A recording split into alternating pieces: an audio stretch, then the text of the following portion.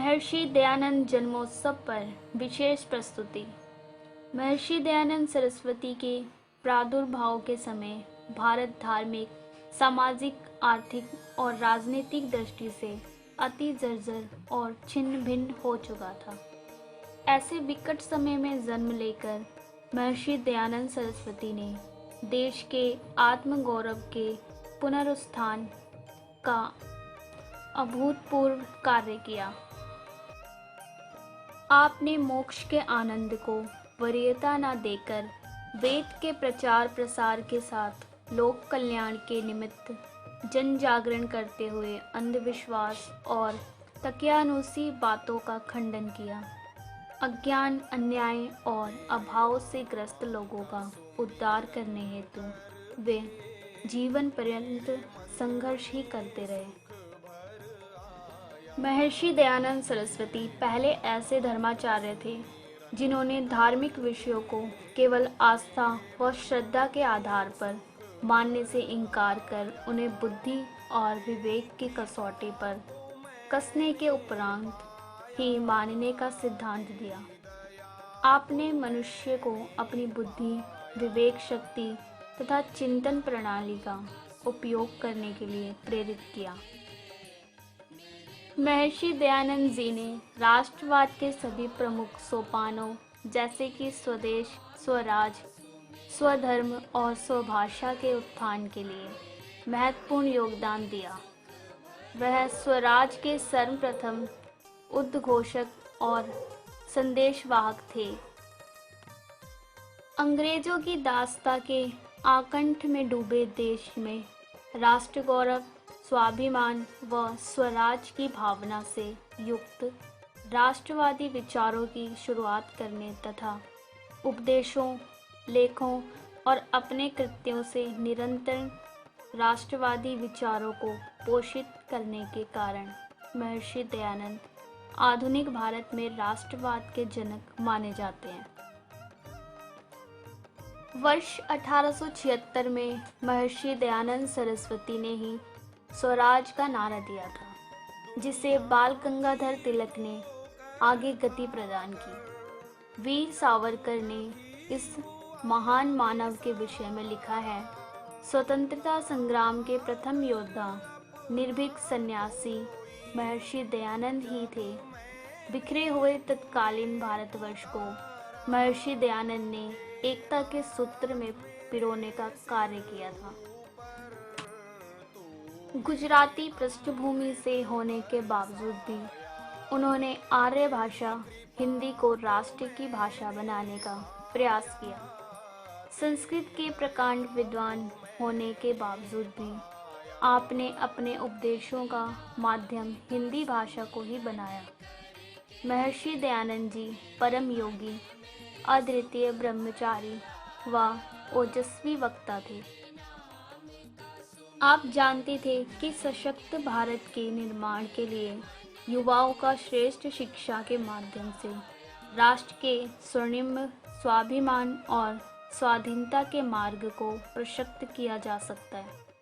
इसके लिए महर्षि जी ने गुरुकुल शिक्षा पद्धति का विधान किया, ताकि राष्ट्र का प्रत्येक युवा शारीरिक, मानसिक और आध्यात्मिक शक्तियों से परिपूर्ण होकर वैदिक संस्कृति की रक्षा के लिए तत्पर रहे। महर्षि ने वेद के उपदेशों के माध्यम से भारतीय समाज को एक नया जीवन प्रदान किया। आपने बाल विवाह, पर्दा प्रथा, जाति प्रथा, अस्पृश्यता जैसी अनेक सामाजिक बुराइयों के विरुद्ध जीवन पर्यंत संघर्ष किया। आपने समाज में दलितों और शोषितों को समानता का अधिकार देकर सामाजिक एकता, समरसता और सद्भावना की नींव रखी।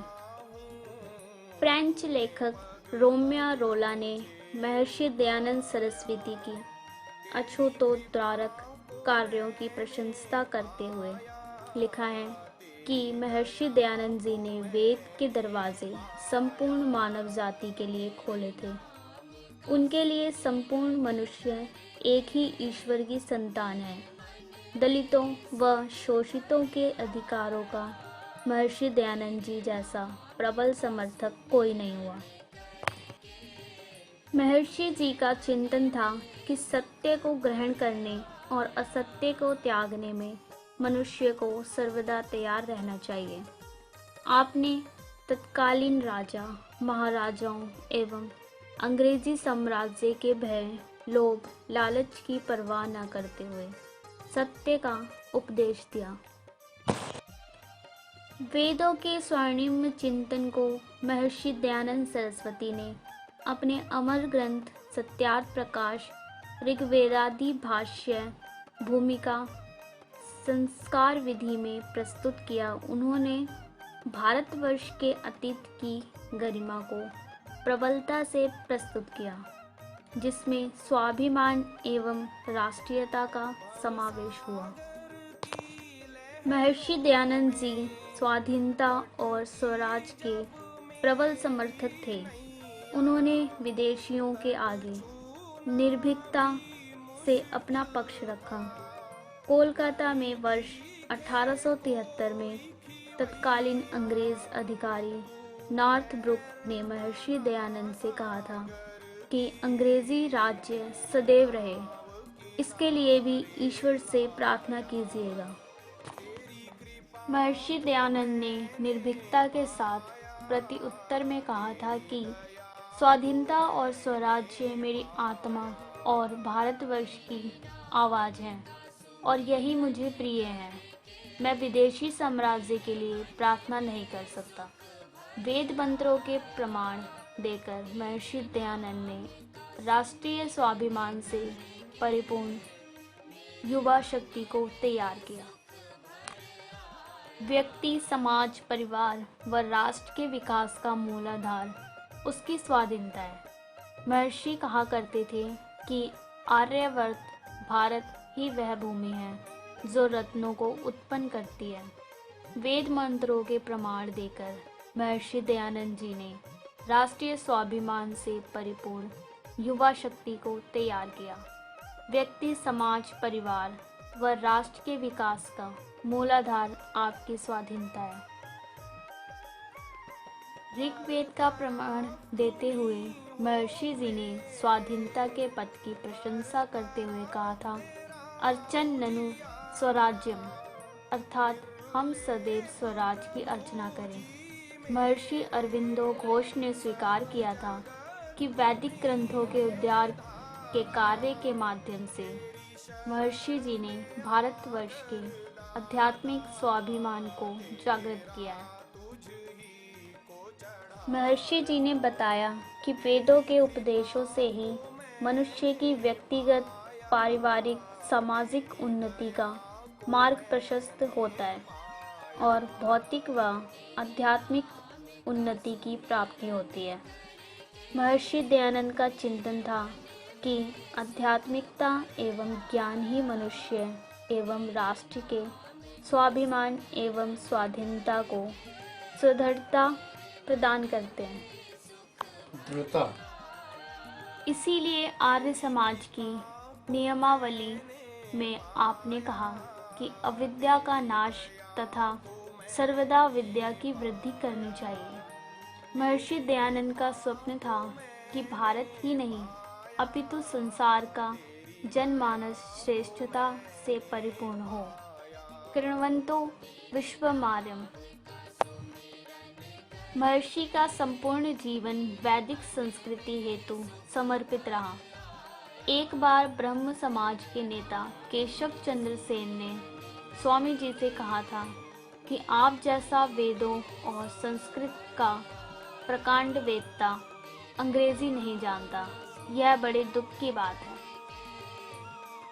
इस पर महर्षि जी ने कहा था कि ब्रह्म समाज का शिरोमणि नेता देववाणी व वेदवाणी संस्कृत से अनभिज्ञ है, यह दुर्भाग्य की बात है।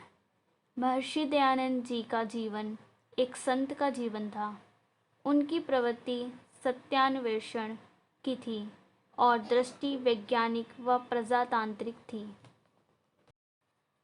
आपके चिंतन ने पराधीन भारत की सुप्त पड़ी आध्यात्मिक स्वाभिमान एवं स्वराज की भावना को जागृत किया। जिसके लिए भारत का हर नागरिक ही नहीं अपितु विश्व की मानव जाति चिरऋणी रहेगी।